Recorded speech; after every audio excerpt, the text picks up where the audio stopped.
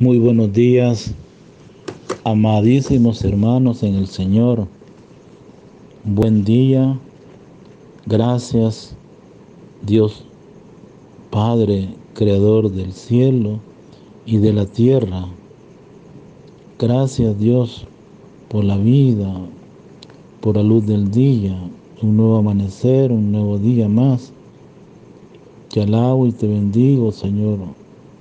Gracias por este día, domingo 15º del tiempo ordinario. La iglesia hoy recuerda en esta memoria a San Benito Abad, uno de los grandes místicos de una vida monástica, ¿ya? Que él interceda por todos, la iglesia, por todos y cada uno de nosotros los cristianos. Preparémonos, hermanos, interiormente en la vida para poder reflexionar hoy la palabra de Dios en este domingo 15º ordinario. Invoquemos al Espíritu Santo. Ven, Espíritu Santo, llena los corazones de tus fieles, enciende el fuego de tu amor, envía tu Santo Espíritu Paráclito y renueva la faz de la tierra. Envía ahora tu Espíritu sobre nosotros.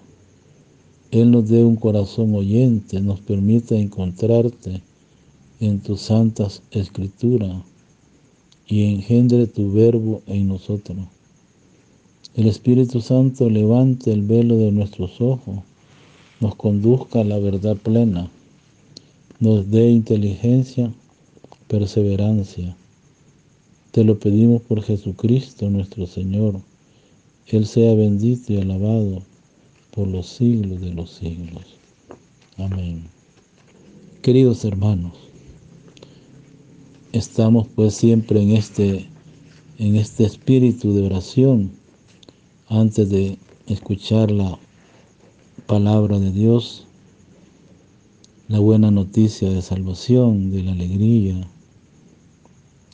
Concédenos, oh Padre, reconocer en tu Hijo tu rostro de amor, la palabra de salvación y de misericordia, para que podamos seguirlo con un corazón generoso. Lo anunciemos de palabra y obra a los hermanos y hermanas que esperan el reino y su justicia. Bienvenidos, hermanos. La liturgia de este día nos invita a celebrar con gozo el sentirnos elegidos y elegidas por Dios. Sí, nuestro Dios, loco de amor por nosotros, ha querido elegirnos unos a uno. Su deseo es que seamos los depositarios de su herencia, de su amor de Padre. Él nos creó a imagen y semejanza suya y espera que también nuestra vida sea como la suya.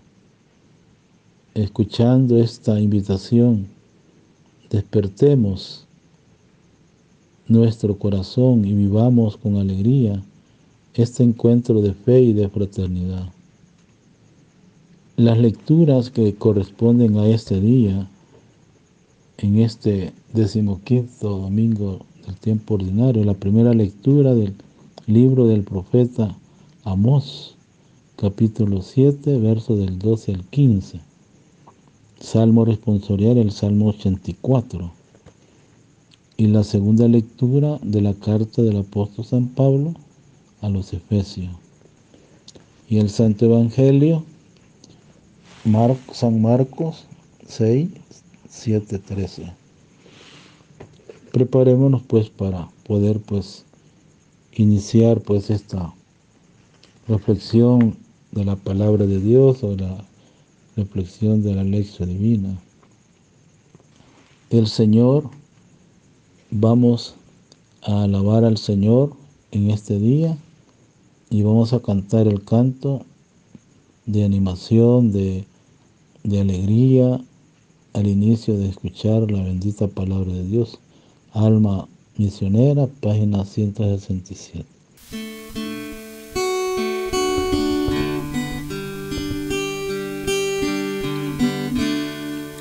Señor, toma mi vida nueva antes de que la espera desgaste años en mí.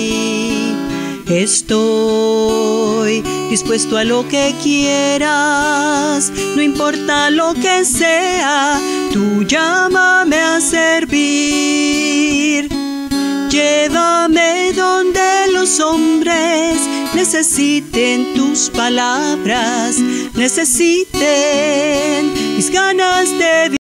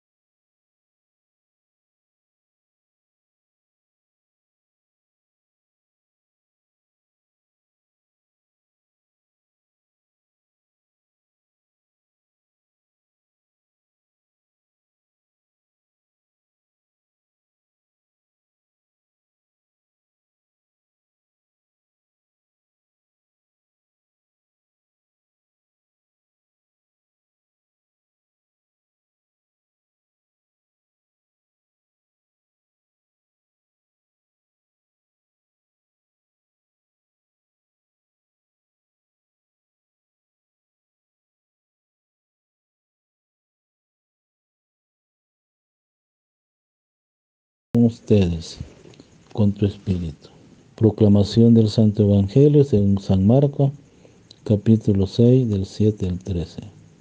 En aquel tiempo llamó Jesús a los 12, los envió de dos en dos y les dio poder sobre los espíritus inmundos. Les mandó que no llevaran nada para el camino, ni pan, ni mochila, ni dinero en el cinturón, sino únicamente un bastón, sandalia y una sola túnica. Y les dijo: cuando entren en una casa, quédense en ella hasta que se vaya de ese lugar. Si en alguna parte no lo reciben, ni los escuchan, al abandonar ese lugar, sacúdanse el polvo de los pies, como una advertencia para ellos.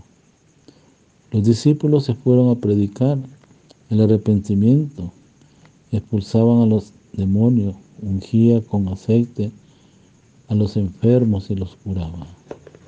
Palabra del Señor. Gloria a ti, Señor Jesús. Queridos hermanos, hemos escuchado pues la palabra de Dios en las tres lecturas y vemos que en la primera lectura del profeta Amós, capítulo 7, 12, 15, según el relato que se nos ofrece, Dios escoge a Amós para la misión de comunicar su palabra de vida a Israel, y el profeta responde con humildad y generosidad a la llamada. Ejerce su misión de profeta con energía y supera con valentía las dificultades y la oposición que encuentra. Solo tiene en su favor el mandato y la fuerza del Señor. Vemos ahí cómo el texto del libro del profeta Amós dice que Amasía, sacerdote de Betel, se acerca donde está Amós el profeta y le dice: vete de aquí, visionario, y huye al país de Judá, y gánate allá el pan de cada día, profetizando, pero no vuelvas a profetizar en Betel, porque es un santuario del rey y templo del reino. Y Amós respondió: no soy yo profeta ni hijo de profeta, sino pastor y cultivador de higo. El Señor me sacó de junto al rebaño y me dijo: ve, profetiza a mi pueblo Israel. Como vemos pues ahí, ¿verdad?, cómo el Señor pues a través de la vida profética, ¿verdad?, nos está anunciando. Y el Salmo 84, el salmista da una respuesta también a esa lectura. El Salmo 84 se une a la primera lectura para hacernos escuchar el mensaje que los enviados de Dios quieren dirigirnos. Por eso nos dice en uno de los primeros versículos: escucharé las palabras del Señor, palabras de paz para su pueblo santo. Esta ya está cerca nuestra salvación, y la gloria del Señor habitará en ella y en la tierra. Y dice que la misericordia y la verdad se encontraron, la justicia y la paz se besaron, la fidelidad brotó en la tierra, y la justicia vino del cielo. Y luego hemos escuchado la segunda lectura de la carta del apóstol San Pablo a los Efesios. El apóstol Pablo describe admirablemente, hermanos, que admira Pablo el plan de salvación que Dios tiene sobre cada uno de nosotros. Cada uno de nosotros deberíamos tener un proyecto de vida. Es de mucha importancia. Dios nos ha elegido, no por nuestros propios méritos. ¿Por qué nos ha elegido Dios? Sino por los de sus hijos, los hijos de Jesucristo, a ser santo e irreprochable ante Él por el amor. Y esta es la nueva condición a la que se nos llama. Se nos llama, en primer lugar, como Pablo, esta lectura, capítulo 1 de Efesios, de 3 al 4, es un himno de acción de gracia. Como dice al inicio: bendito sea Dios, Padre de nuestro Señor Jesucristo, que nos ha bendecido en la persona de Cristo con toda clase de bienes espirituales y celestiales. Dice que Él nos eligió en Cristo antes de crear la creación, para que fuéramos santos e irreprochables ante sus ojos por el amor, y terminó porque así lo quiso, que por medio de Jesucristo fuéramos sus hijos, sus hijas, para que alabemos, glorifiquemos y le damos gracias con que nos ha favorecido por medio de su Hijo amado. Siguiendo siempre la secuencia de la lectura, entramos hoy a la lectura central, que es el Evangelio. El relato del Evangelio se nos presenta a Jesús de Nazaret, que después de escoger y de formar a sus apóstoles, les envió de dos en dos a predicar. Les recomienda que proclamen el Evangelio con la misma fuerza que Él ha proclamado, que vivan pobremente, transmitan el mensaje con fidelidad y sean generosos con los más necesitados. Un estilo de vida. Acogemos esta buena nueva, pero debemos pues pensar que el Señor nos ha invitado. Él es el que tiene la iniciativa para llamarnos, ¿no? Que el Padre de nuestro Señor Jesucristo ilumine nuestra mente para que podamos comprender cuál es la esperanza que nos da su llamamiento, ¿no? O sea, pues que es de mucha importancia, pues, la palabra de Dios pues que escuchamos, ¿verdad? Y podemos ver pues, como decíamos a la primera lectura, el profeta Amós certifica que su carisma viene de Dios. Solo Yahvé le ha llamado y solo por haber sido llamado ejerce de profeta. Poco más tarde, Amasías tendrá la oportunidad de comprobar que lo que decía Amós venía de Dios. Por eso el Evangelio, Cristo en el Evangelio nos señala más que recomendaciones prácticas para el camino, las características de su reino. ¿Qué es el reino de Dios para todos nosotros?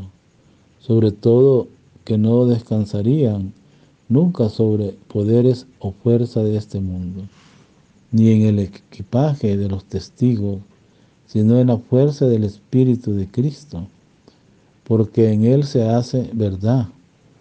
Aquellas palabras de Joel: derramé mi espíritu sobre toda carne, profetizarán vuestros hijos, vuestras hijas. Por la fuerza de este espíritu, todo bautizado, oigan bien y oigamos todo, se hace heraldo del Evangelio, profeta, anunciador de la inmensa bondad de Dios. En otras palabras, hermanos, tenemos que ser, número uno, en primer lugar, heraldo del Evangelio. Segundo, anunciadores de la inmensa bondad de Dios, ¿verdad? Para quienes desde la mentalidad contemporánea siempre dispuesta a preverlos y planificarlo todo, proyectan planes con todo rigor. El nacimiento de la iglesia es sorprendente, pero el futuro que Jesús preveía descansa en el Espíritu. Esa es una invitación a descubrir que las obras de Dios desbordan cualquier previsión humana. Por eso es arriesgado juzgar todo por los mismos criterios.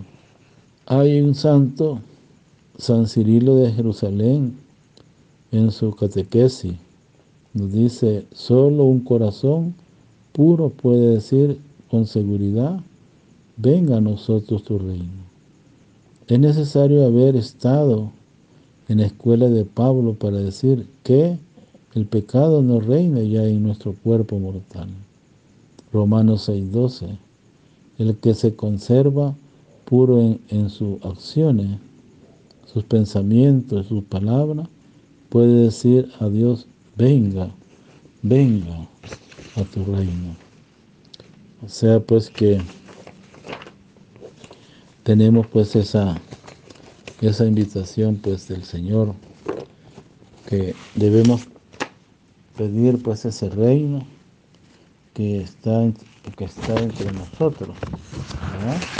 Por esa razón pues Marcos en el capítulo 6, 7:13, una de las palabras clave de Marcos es: los fue enviando. Queridos hermanos, después de la llamada de los 12, Jesús enseña y hace curaciones como si le estuvieran dando clase. Ahora llega la hora de su primer ejercicio público. Deben hacer una primera experiencia de anuncio.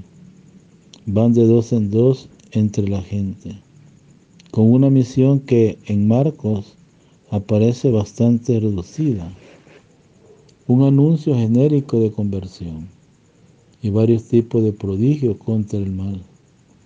Jesús no se deja intimidar por el rechazo violento de los suyos en Nazaret, narrado por Marcos. No renuncia a su misión porque no son nuestros rechazos los que pueden bloquearla. Queridos hermanos, meditemos pues esta palabra de Dios y preguntémonos qué me dice el texto de la lectura de este 15º domingo ordinario. En primer lugar, queridos hermanos, estamos durante esta semana que ha terminado, hemos entrado a la parte medular de Jesucristo, que es el proyecto, el plan de poder anunciar desde la fe el Evangelio de la buena noticia de salvación y de la misión. La misión de los discípulos no viene por entusiasmo personal o por un deseo de grandeza. Comienza cuando Jesús cree que están preparados para hablar, de acuerdo con lo que han escuchado y asimilado. Según Marco, el evangelista, hasta este momento solo han visto algunos milagros, han escuchado algunas enseñanzas, entre las más importantes, el tema de la semilla, que crece de varias formas, y han asistido a algunas polémicas sobre Jesús y los jefes de la sinagoga.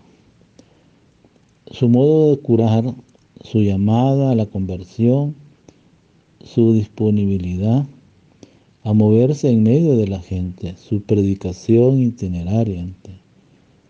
Estos son los puntos a los que han de hacer referencia. No están todavía maduros del todo, pero el ejercicio los ayudará a madurar bajo la supervisión de Jesús. Pueden aprender y mejorar, encontrarán las palabras justas, los gestos adecuados.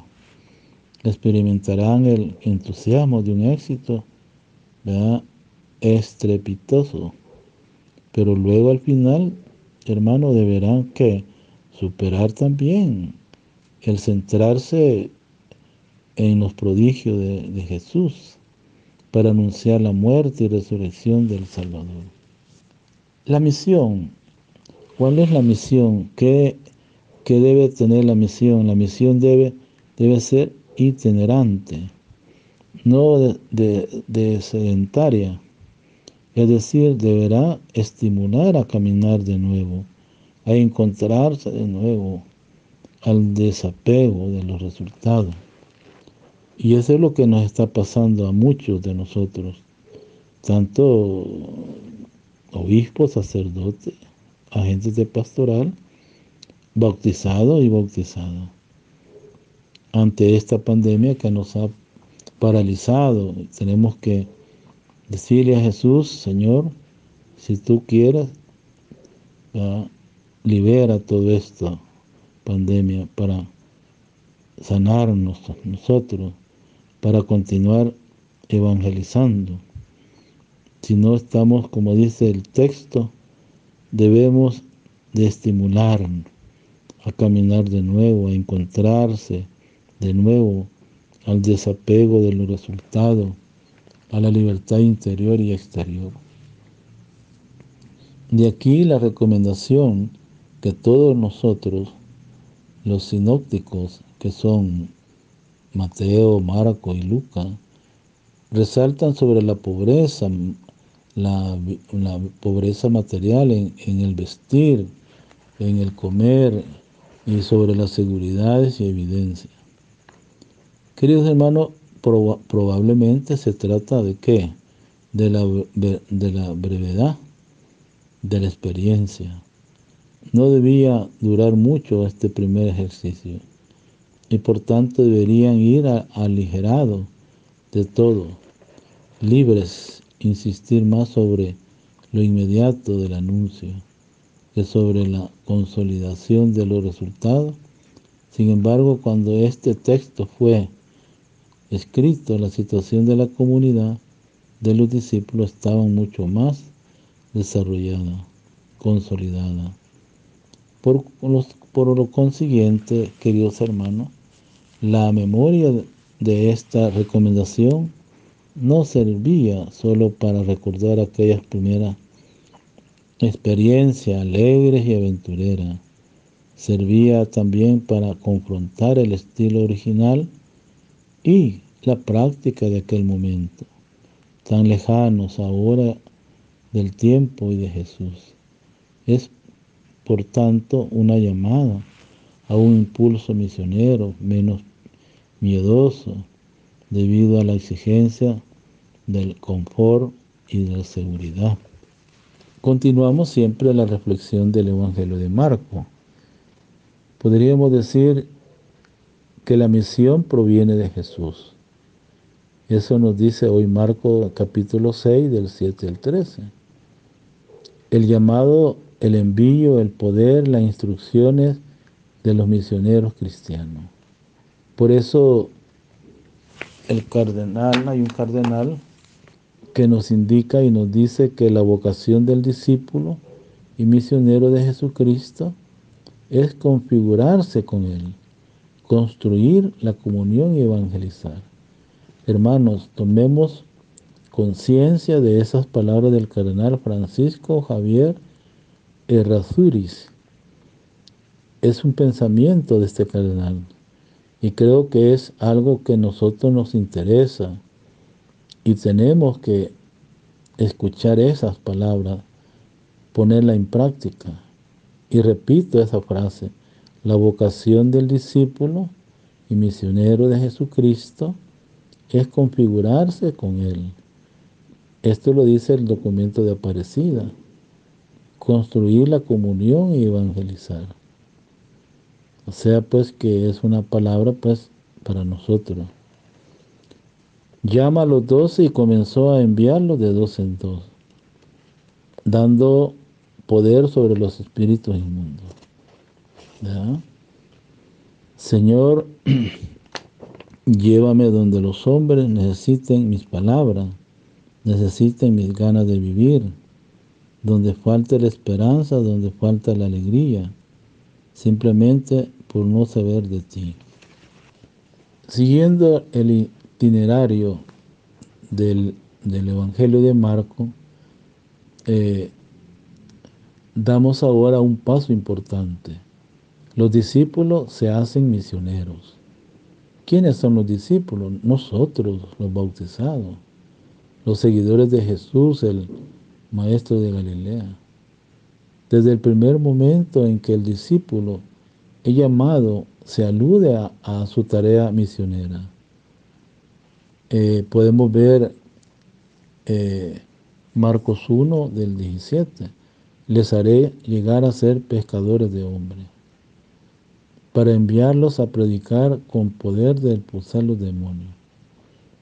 Hermanos, ahora vemos cómo Jesús los envía por primera y única vez en este Evangelio de Marco. Por eso la lectura de este relato nos va a ayudar a descubrir. ¿Qué vamos a descubrir? Los elementos que hay que tener siempre presente en la misión de la iglesia, ya que es paralelo, o sea, es un parámetro, que debe estar permanentemente ante los ojos de la iglesia.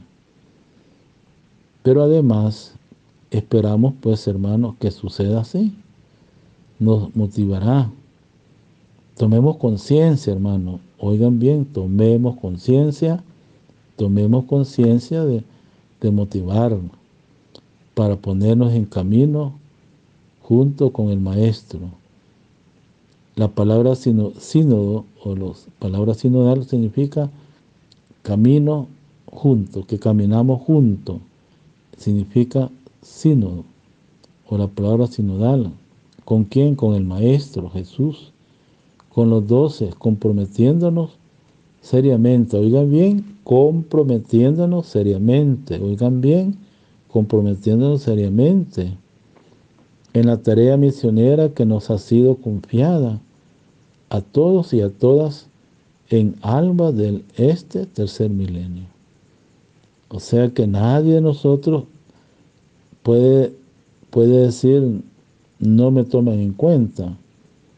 Todo, desde el preadolescente hasta el último hermano mayor o anciano. Nadie, entre la familia, los jóvenes, las comunidades, los movimientos, entran pues los grupos, ¿verdad? etc. Queridos hermanos, tengamos presente en este domingo 15 lo que nos dice el documento de Aparecida, ¿va? De participación en preparación. Hacer misión significa, oigan bien, ir en búsqueda de las personas y de los grupos humanos, organizar las personas de la parroquia y de otras comunidades, formarlas para la misión y entonces enviarlas. Quiero repetir eso. Oigan bien, hermanos. Hacer misión significa ir en búsqueda de las personas. Podríamos decir aquellas personas alejadas de Dios, alejadas de la palabra misma de Él, alejadas de la comunión, alejadas de la formación cristiana, etc. Por eso, al escuchar pues el texto del Evangelio de Marcos 6, capítulo 6, versos 7-13, ahí lo dice claramente, ¿no? O sea, pues que es de mucha importancia, pues, ¿no? De mucha importancia. Según el Evangelio que hemos escuchado, Marcos 6, ¿no? Nos dice en el versículo 6, Jesús enseñaba en los alrededores de la ciudad de Nazaret. Una vez que su misión allí prácticamente fracasará, lo esencial de la misión de Jesús, la predicación y el acontecer del reino de Dios, se describe con el verbo enseñar. Es la enseñanza con autoridad. Marcos 1, 22, 27. Que lo diferencian de los maestros de la ley y que consiste en someter la fuerza del mal con su palabra, liberando así al hombre de sus opresiones, reconstituyendo como hijos de Dios a aquellos que fueron llamados en la montaña y fueron constituidos. ¿Para qué? Para que estuvieran con Él y para enviarlos a predicar con poder de expulsar demonios. Marcos 3, 14, 15. Los 12 comienzan a realizar lo que han aprendido del Maestro Jesús de Galilea y con la misma autoridad que Él les confiere. Por eso, el punto de partida es el envío misionero de los 12. Como dice el Evangelio, nos envió de 2 en 2. A partir de aquí, queridos hermanos, vemos cómo Jesús, el Maestro de Galilea, compromete más a los discípulos en lo que Él hace en medio de un camino que no conoce reposo y que lo llevan incluso fuera de Galilea. Marcos 7, 24, 31. La misión de la iglesia, hermano, la misión entera, la iglesia entera, es prefigurada y regulada por este gesto de Jesús. En el pasaje distinguimos algunas partes. Primera, convocatoria y envío de los 12. Segundo, instrucciones para la misión, acerca de lo que se debe llevar consigo, acerca del comportamiento que hay que tener en caso de acogida o rechazo. Resumiendo, pues, de la realización de la misión, aunque la mirada está puesta en la acción misionera que van a realizar los 12.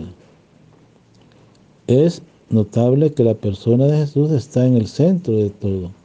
Él llama, Él envía, Él reviste de poder y Él es quien determina cómo deben comportarse los misioneros. Hermano, profundicemos interiormente lo siguiente. Convocatoria y envío de los 12. Marcos 6, verso 7. Llama a los 12 y comenzó a enviarlos de 2 en 2, dándoles poder sobre los espíritus inmundos. de los espíritus inmundos. Esa palabra pues debemos pues tenerla muy en cuenta, ¿ya? 3 breves frases que nos deben de ayudar en progresión temporal abren el relato: el llamado de los 12, el envío en pareja de 2 en 2 y la atribución a ellos de poderes exorcistas. Jesús está en el centro de todo. Llama hacia Él y envía al mismo tiempo, capacita. Jesús los llama. Jesús nos llama a todos. Marcos, el evangelista, coloca los términos que evocan un acto solemne. El envío, ¿qué es el envío? El envío tiene que ver con la esencia de la vocación. El número 12, que evoca a los 12 patriarcas de Israel, deja ver la intención de Jesús de reconstruir el pueblo de la alianza. La misión de Jesús, el maestro de Galilea, está conectada, ¿cómo? Conectada en la realización del proyecto de Dios, iniciado con el pueblo por medio del cual convocaría al mundo entero a la comunión con el Dios revelado en la historia, a la fraternidad. Jesús los envía de 2 en 2. ¿Qué significa eso? Se realiza en sintonía con el derecho judío del testimonio. Es en testimonio contra ellos.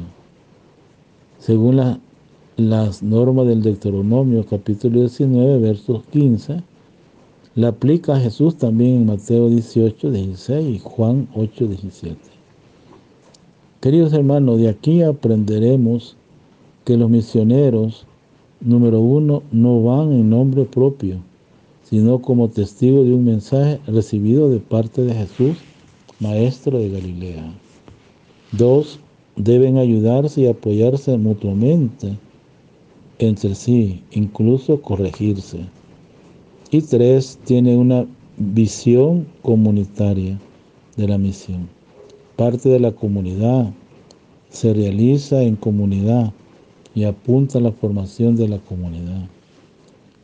Jesús le da poder sobre los espíritus impuros. Podemos verlo en el texto del Evangelio.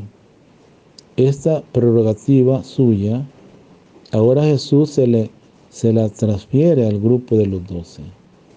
Se entiende que dicho poder es para expulsar los demonios, tal como se afirma al final. Expulsaban a muchos demonios. Hasta ahora se han mencionado 6 veces los exorcismos de Jesús en el Evangelio de Marcos. Esto muestra que dentro del anuncio del reino está una actividad esencial. Pues bien, hermano, siguiendo a Jesús el Nazareno, en la misión del cristianismo también tendrá como tarea la expulsión de los demonios del mundo, enfrentar las diversas manifestaciones del mal, vencerlos con el poder de Jesús. Por eso, al principio de la acción principal de los misioneros son los exorcismos. Pero al final del relato vemos que Jesús también les confió, junto a esta, otras 2 tareas: la predicación de la conversión y la curación de los enfermos. Queridos hermanos, en la práctica, los aspectos de la misión son 3, los cuales se refieren a la obra eficaz del acontecer del reino, rescatando al hombre, la persona, de una dirección equivocada en la vida, de las garras del destructor, ¿verdad? Del destructor del mal, que disfigura su belleza para que el hombre y la mujer sea lo que está llamado a ser según el proyecto divino. Otro elemento que sobresale el Evangelio es las instrucciones para la misión. Capítulo 6, verso 8-11 de Marcos. ¿Cuáles son estas instrucciones para la misión que nos dice hoy el Evangelio? La parte central del relato del envío, o sea, todo lo que se habla del envío de los misioneros. La ocupa mayor espacio es la de las instrucciones de Jesús de los 12. El Jesús que llama, envía y que da poder a los 12 también es el Jesús que establece las normas del comportamiento distintiva de un misionero suyo. Curiosamente, no se trata de un largo listado de puntos a tener en cuenta, sino que todo se concentra en dos partes esenciales. La indumentaria, donde se pone la seguridad, y la reacción que se debe tener frente al éxito o el fracaso misionero, sea acogida o rechazo en una casa. Jesús pronuncia las instrucciones no como simple sugerencia, sino como mandato. Les ordenó. Jesús habla de la autoridad propia de su enviado de Dios. Acerca de lo que se debe llevar consigo, de lo que no debe llevarse. Marcos 6, 8, 9. Les ordenó que nada tomasen para el camino, fuera de un bastón, ni pan, ni alforja, ni calderilla en la faja, sino calzado con sandalias, y no vistáis dos túnicas. En camino, ¿qué es esto? Los misioneros son caminantes que van en busca de la gente. Ellos no se permite acomodación e instalación. Eso es lo que nos pasa hoy a nosotros.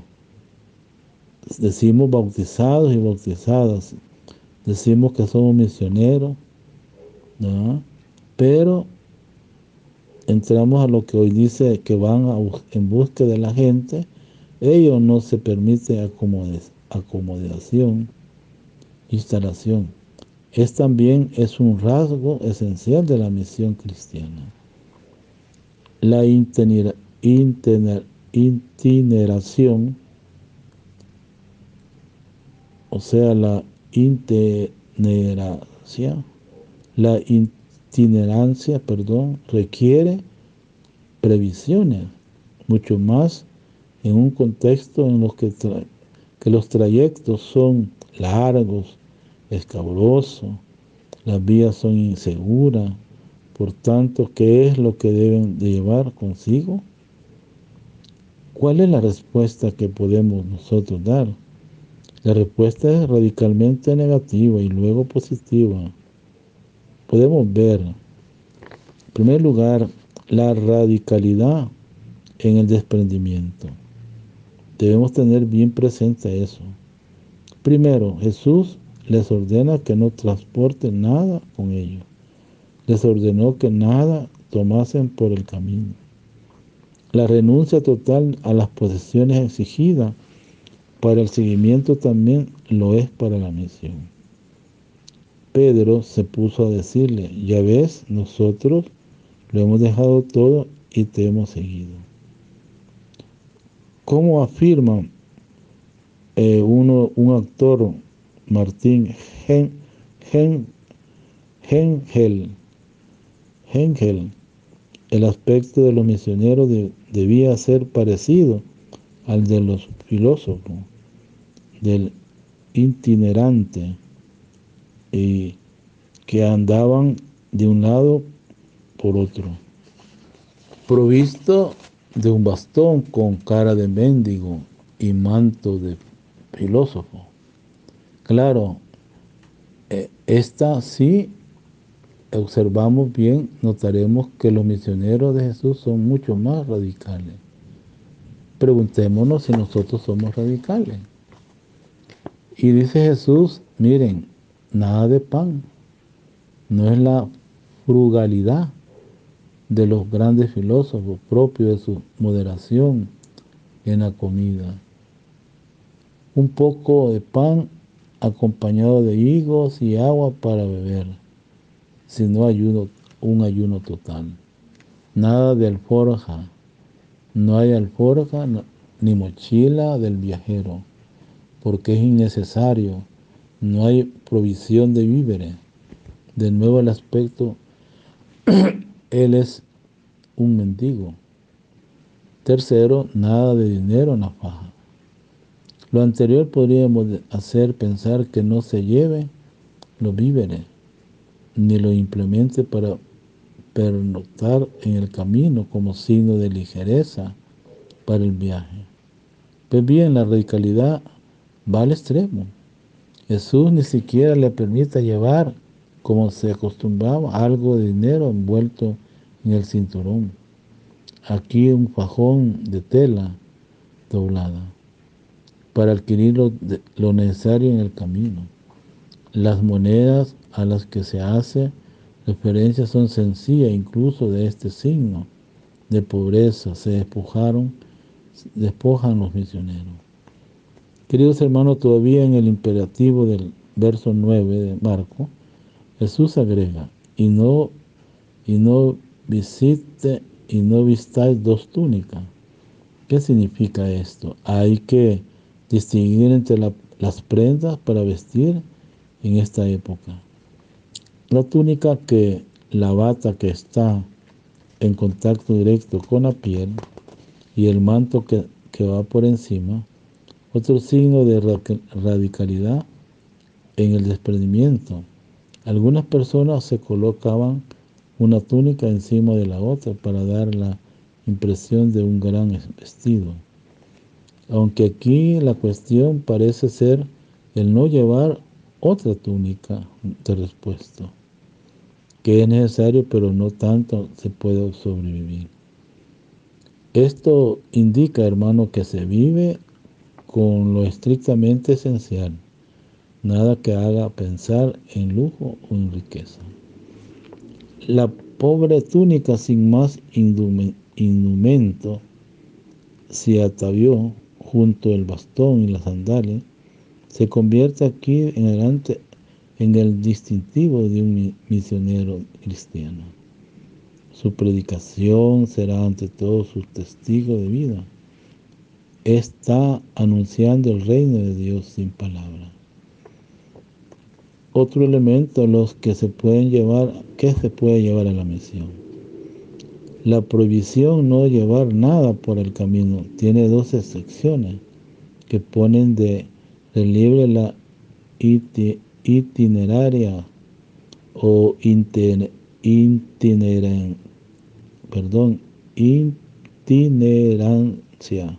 itinerancia de los misioneros, el bastón y la sandalia. ¿Qué es el bastón? El bastón del peregrino tenía múltiples usos. Uno de los más importantes era el arma de la defensa de los animales o un delincuente que apareciera en el viaje.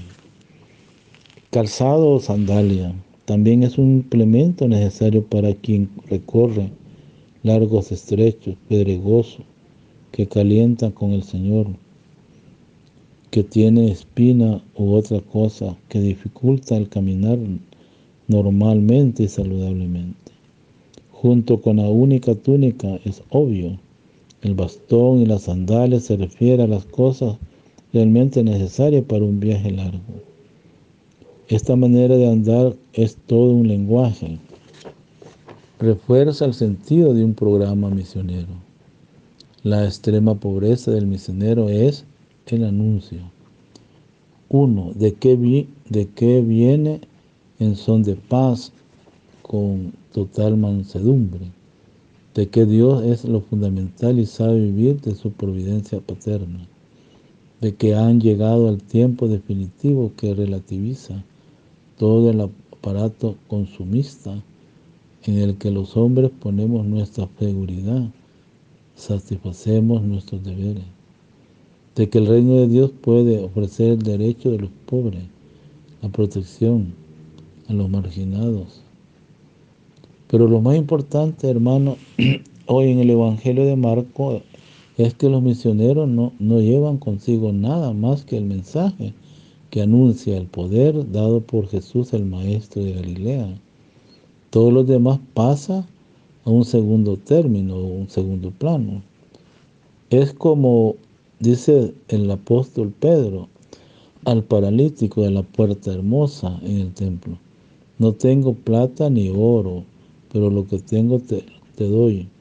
En nombre de Jesucristo el Nazareno, ponte a andar. Hechos 3:6. Había muchos otros predicadores itinerantes en tiempo de Jesús. También ellos hacían renuncia, se hacían distinguir en su indumentaria, pero el punto al que llegan los enviados por Jesús es extremo, parece superarlo todo. Esta radicalidad en el desprendimiento manifiesta cuánto están involucrados en la vida misma del reino que anuncia. Otro elemento que sale en la lectura acerca del comportamiento que hay que tener en caso de acogida o de rechazo. Marcos 6, 10, 11. Y les dijo: cuando entren en una casa, quédense en ella hasta marcharse de ahí. Si algún lugar no los recibe y no les escuchan, márchense de ahí, sacudiendo el polvo de la planta de sus pies en testimonio contra ellos. Queridos hermanos, la segunda parte de las instrucciones de los misioneros es conocida como la regla. Podemos decir una regla eclesial, una regla de vida para la casa. Nos refresca el cuadro de la hospitalidad proverbial en el Oriente Antiguo. De nuevo, con las instrucciones anteriores se hace la distinción en términos positivos. Lo negativo, en este caso, son eventualidades posibles, cuando le abren las puertas o cuando se las cierran al misionero. La regla de la constancia, debemos tener esa constancia nosotros. Se debe presuponer que en principio el misionero que viene en son de paz, completamente desprendido de todas las cosas, encuentra la benevolencia acogida de la familia que le ofrece un espacio tan grande. Si ocurre así, se le prohíbe al misionero cambiar de alojamiento. Como esto se busca que el misionero no ande buscando espacio más cómodo y más bien se contente con lo que una pobre familia tiene para compartir. Se dé el tiempo suficiente para acompañar a una familia que inicia un camino de fe. No hay que abrir proceso para dejarlo rápidamente. Esto exige constancia y cierta estabilidad por parte del misionero. Solo así se podrá formar una comunidad. No haga distinción de personas en pro de sus propias preferencias. Otro elemento que puede ayudarnos es la regla del testimonio. Marcos 6:11. Pero como efectivamente sucedió desde el comienzo de la evangelización, aún con el mismo Jesús, el misionero y su mensaje puede ser rechazado. Si algún lugar no recibe al mensajero y no le escuchan al mensaje, el término recibir es significativo. En él se juega el acontecer del reino que siempre se ofrece, nunca se impone. ¿Qué hacer cuando hay repulsa? Hay que partir de allí, como le sucede a Jesús en la escena anterior de Nazaret. Pero esto no quiere decir que se le cierre todos los horizontes a la misión. Se abrirá nuevos espacios. Pero el momento de partida está marcado por un gesto significativo, sacudiendo sacudiendo todo, ¿verdad? O sea, se abrirán nuevos espacios, pero el momento de la partida está marcado por un gesto significativo, sacudiendo el polvo de la planta de vuestros pies en testimonio contra ellos. ¿Cuál es el gesto? El gesto quiere decir el fin de toda relación. Y analicemos, quitarse el polvo de los pies, pertenencia a un ritual simbólico con el que el pueblo de Israel se purificaba cuando regresaba de tierra pagana, puesto que se pensaba que la tierra ya participaba del carácter de su habitante. Había que liberarse de él. El israelita también, ¿verdad?, no entra en comunión con el estilo de vida del pagano, ni mucho menos participaría del destino en comunión con el estilo de Jesús, ¿verdad? El israelita no entraba en comunión con todos, ¿verdad? Y significa pues que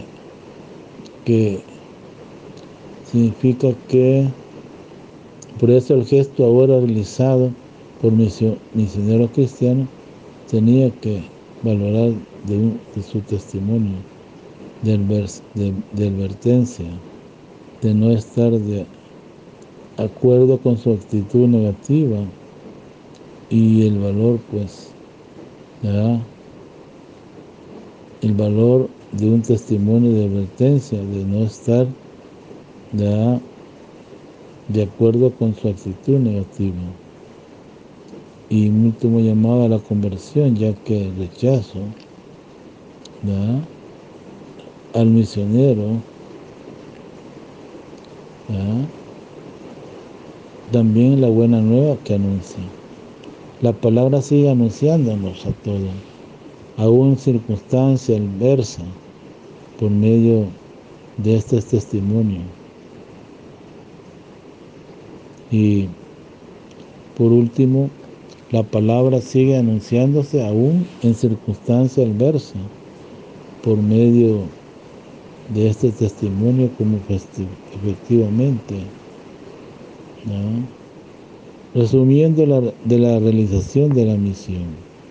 Y luego dice que se pusieron en camino, predicaron, se convertirían, y, queridos hermanos, estrechamente conectada, como la primera parte del reino, ¿no? Por eso, para que les sirva el testimonio, o de los misioneros que son interrogables. La tarea primera es la predicación de la conversión. Este era un rasgo de la predicación de Jesús. El reino de Dios está cerca, conviértanse y creen. Y de la iglesia de los orígenes, Pedro le contestó: conviértase, Señor. Y luego, pues, que no es suficiente la intención de conversión si el mal sigue campante. Por ellos, a la actitud de apertura del hombre frente a Dios corresponde la autoridad del reino de Dios. Se manifiesta en el exorcismo masaz, el gesto de la unción del enfermo. No se dice que Jesús haya mandado hacerlo. Y Jesús, después del llamado de los 4 misioneros, la preocupación de los primeros misioneros, que por estos signos de victoria sobre el mal, es disidente. Número 1, desde el principio del Evangelio, con las 2 primeras escenas de la misión de Jesús, después del llamado de los 4 primeros, el esquema: exorcismo, curación. Exorcismo en la sinagoga, curación en casa de Dios, ¿verdad? después del llamado de los 4 primeros, ¿verdad? Y de esta manera el proceder de los misioneros no es casual ni pasajera. Esta manera de proceder de los misioneros no es causal ni pasajera, parece hacerse habitual. Los tiempos verbales, ¿verdad? Los tiempos verbales, ¿verdad? O sea, pues que bienvenido también. Aquellos que tiempo atrás eran pescadores junto con nosotros provenientes de otros oficios, ahora han comenzado a participar en la maravillosa misión de Jesús. Quien lo llamó, lo envió, lo dotó. Aquellos que tiempo atrás eran pescadores, junto con nosotros provenientes de otros oficios. Lo que había escuchado el día de vocación acerca de lo que iban a hacer, futuro, desde ese momento en una realidad que experimentan personalmente, comunitariamente, una bella realidad de la que también hoy nosotros somos parte. Por último, hermano, cultivemos la semilla de la palabra en la vida de Dios. Hay unas interrogancias para nosotros. ¿Cómo aparece la relación entre Jesús y su Hijo? ¿Cómo aparece la relación entre Jesús y su discípulo como relato? ¿Qué imagen aparece de Jesús? ¿Cómo se correlaciona el discipulado y misión? ¿Por qué Jesús los envía de 2 en 2? Para que sean testimonios los dos mismos, testigos. Y cómo aparece pues la relación entre Jesús y sus discípulos del relato. ¿Qué imagen aparece a Jesús en función de la salvación y la vida plena de todos los hombres? Lo que habían son como interrogancias, o sea, son interrogancias que podemos ver, ¿verdad? Los discípulos iban despojándose de todo, y la razón es por qué, cómo debía entender la gente que lo que veía. 2. Considero la misión una tarea para unos pocos en la iglesia. ¿Considero la misión una tarea para unos pocos en la iglesia? ¿Qué puedo hacer para ser misionero ahí donde vivo? Discípulos por la misión. Recibir el llamamiento de Dios a ser discípulo, misionero de Cristo implica grandes tareas. Son tareas que tienen las dimensiones, y recibir el llamamiento de Dios a ser discípulos y misioneros de Cristo implica grandes tareas. Son tareas que tienen las dimensiones del poder, la bondad y la sabiduría de Dios. Lo que recibimos gratis, hemos de darlo gratis. Por eso, con esta conciencia, lo que recibimos gratis, hemos de darlo gratis. Por eso, en el documento de la conferencia latinoamericana dice: recibir el llamamiento de Dios a ser discípulo y misionero de Cristo implicado grandes tareas. Son tareas que tienen la dimensión del poder de bondad y la sabiduría de Dios. Lo que recibimos gratis, hemos de darlo gratis. Por eso, con esta conciencia queremos escuchar, comprender y responder rigurosamente a la voz de Dios, que nos llama a través de las circunstancias propias de nuestro tiempo a hacernos, pues, las circunstancias propias de nuestro tiempo, a hacernos responsables de la nueva evangelización con el ardor interior que caracterizó a los asuntos y caracterizó a los santos y santas y mártires. queridos hermanos, pues hemos concluido pues esta reflexión pues que nos ha permitido pues estar pues juntos, ¿no? como una comunidad cristiana, ¿no? Hoy deberíamos nosotros hacernos una pregunta: ¿por qué es tan importante en Marcos la expulsión de los espíritus inmundos? ¿Qué sentido tiene ¿por qué es tan importante en Marcos la expulsión de los espíritus inmundos? ¿Qué sentido tiene la insistencia que se pone en la pobreza de medio? Oremos. Señor Dios nuestro, aparta a los discípulos de sus hijos, ¿no? que llevarlo por los caminos de los pobres y los filósofos de la tierra, para que sepan reconocer sus rostros. Muy queridos hermanos, pues hemos escuchado pues la palabra de Dios en este día, y vamos a terminar con el canto Tu reino es vida, página 25, deseándole pues un buen día a todos, un buen domingo, ¿verdad?, en familia, que es de mucha importancia, que siempre Papa Francisco lo dice, ¿no?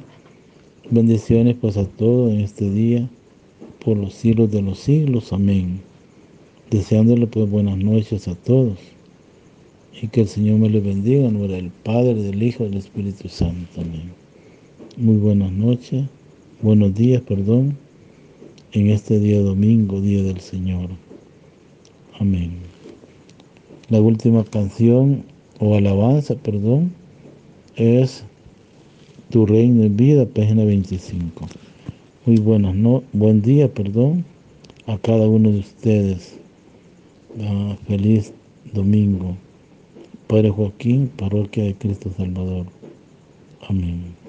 Buenas noches, Rubén.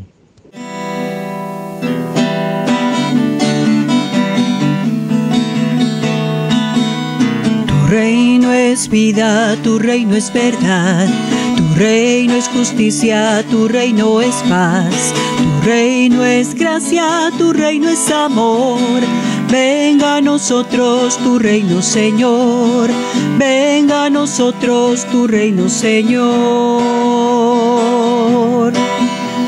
Dios mío, da tu juicio al Rey, tu justicia al Hijo de Reyes, para que rija tu pueblo con justicia, a tus humildes con rectitud, para que rija tu pueblo con justicia, a tus humildes con rectitud.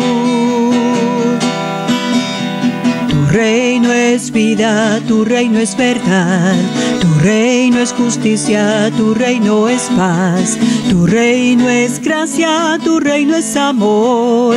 Venga a nosotros tu reino, Señor, venga a nosotros tu reino, Señor. Que los montes traigan la paz, que los collados traigan la justicia, que Él defienda a los humildes del pueblo, que socorra a los hijos del pobre, que Él defienda a los humildes del pueblo y quebrante al explotador. Tu reino es vida, tu reino es verdad, tu reino es justicia, tu reino es paz, tu reino es gracia, tu reino es amor. Venga a nosotros tu reino, Señor, venga a nosotros tu reino, Señor.